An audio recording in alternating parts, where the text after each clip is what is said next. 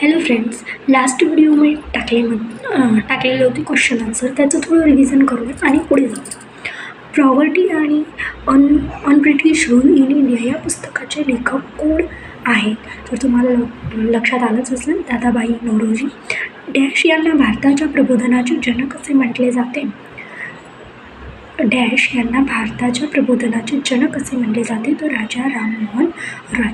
भ्रमिका समाजाची स्थापना कोणी केली? भ्रमिका समाजाची स्थापना केशवचंद्र सेन यांनी केली. पीपल्स एज्युकेशन सोसायटीची स्थापना कोणी केली? पीपल्स एज्युकेशन सोसायटीची स्थापना कोणी केली? तर डॉक्टर बाबासाहेब आंबेडकर. भारतातील कोणत्या नदीने त्रिभुज प्रदेश तयार केला नाही? तर कोणत्या नदीने त्रिभुज तयार केला नाही? नर्मदा. भारतात सर्वात जास्त क्षेत्र डॅशच्या जलसिंचनद्वारा संचित केला जातो? तर विहिरी. दक्षिणेस महादेव डोंगर व उत्तरेस हरिश्चंद्र बालाघाट डोंगर यामुळे डॅश नदी खोरे मर्यादित झालेले आहेत? तर भीमा नदी. गोदावरी नदीचा उद्गम डॅश येथे झाला आहे? त्र्यंबकेश्वर. कोणत्या शहराला महाराष्ट्राचा हरितपट्टा म्हणून ओळखले जाते? तर नाशिक. महाराष्ट्रात पहिला साखर कारखाना डॅश जिल्ह्यात उभारण्यात आला? तर अहमदनगर. भारतातील डॅश हे राज्य सर्वाधिक नागरीकरण झालेले आहेत? सर्वाधिक नागरीकरण झालेले आहेत ह्याचं उत्तर मी तुम्हाला शोधायला सांगितलं होतं. अगर तुम्हाला येत असेल तर कमेंटमध्ये नक्की सांगा. बल्लापूर येथे डॅश साठे सर्वात जास्त आहे? तर दगडी कोळशाचे.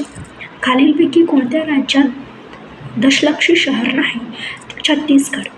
मुंबई नाशिक हमरस्त्यावर डॅश हा घाट आढळतो? तो थळ घाट आढळतो. भारतात कोणत्या क्षेत्रातील उद्योगांच्यामुळे मजबूत औद्योगिक पाया तयार होण्यास मदत झाली? तर सार्वजनिक. 1991 पासून भारताने कोणत्या प्रकारच्या विदेश व्यापार धोरणांचा स्वीकार केला आहे? तर कोणता? द्विपक्षीय. रिझर्व्ह बँक ऑफ इंडियाचे राष्ट्रीयकरण केव्हा करण्यात आले? रिझर्व्ह बँक ऑफ इंडियाचे राष्ट्रीयकरण 1949 मध्ये करण्यात आले. मौद्रिक धोरणांची पतनियंत्रणाची साधने कोणती आहेत? मौद्रिक धोरणांची पतनियंत्रणाची साधने संख्यात्मक आणि गुणात्मक आहेत. 1911ची जनगणना भारतातील स्वातंत्र्यानंतरची कितवी जनगणना आहे? तर 7वी आहे. कोणत्या बेकारीच्या प्रकारामध्ये श्रमिकांची सीमांत उत्पादकता 0 किंवा उणे असते? तर बघा, 0 किंवा उणे. उणे म्हणजे काय? उणे म्हणजे कमी.